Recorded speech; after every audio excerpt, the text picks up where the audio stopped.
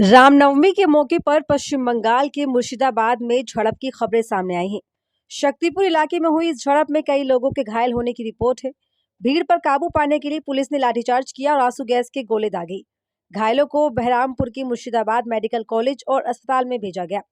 राज्य में विपक्षी दल की भूमिका निभा रही बीजेपी ने आरोप लगाया है कि रैली पर पथराव किया गया और दुकानों में तोड़फोड़ की गई। भाजपा नेता शुवेंदु अधिकारी ने ममता बनर्जी पर आरोप लगाते हुए सोशल मीडिया एक्स पर ट्वीट किया।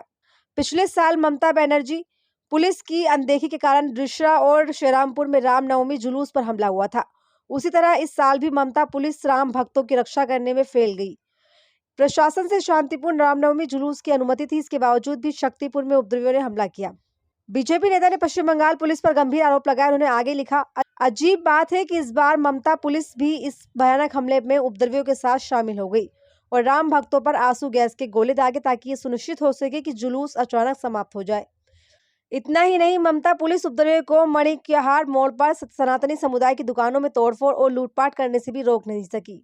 ये ममता बनर्जी के गुस्सावे का नतीजा है। पश्चिम बंगाल में धार्मिक त्योहारों के शांतिपूर्ण उत्सव के लिए इस राज्य सरकार को बदलना चाहिए। उन्होंने चुनाव आयोग से कानून एवं व्यवस्था बनाए रखने में पुलिस की विफलता पर ध्यान देने की भी बात कही।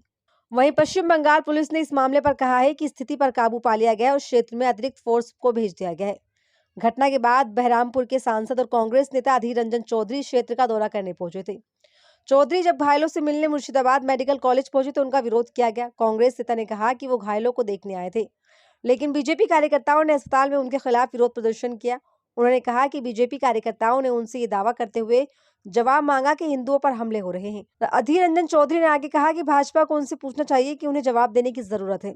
आपको बता दें कि इससे पहले 15 अप्रैल को मुख्यमंत्री ममता बनर्जी ने मुर्शिदाबाद में रामनवमी पर दंगे भड़कने की चेतावनी दी थी। दरअसल चुनाव आयोग ने मुर्शिदाबाद के पुलिस उप महानिरीक्षक को हटा दिया था।